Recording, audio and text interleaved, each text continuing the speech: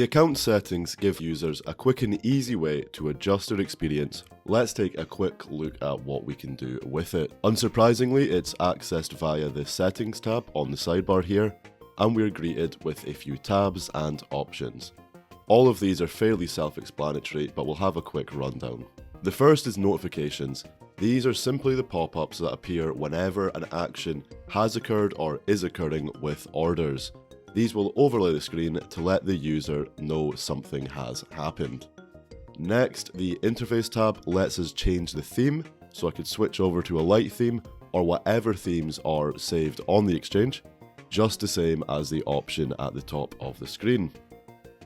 Also, we can change the displayed order book levels, simply how many orders are displayed at any one time, funnily enough, in the order book. Language is another self-explanatory one. Any languages that are configured on the exchange can be jumped between with ease from here.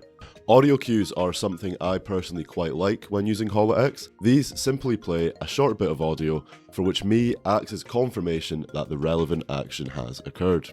Manage risk is another tab that can be of use, simply letting you know if any given trade is over the user-defined percentage measured against the total in your wallet.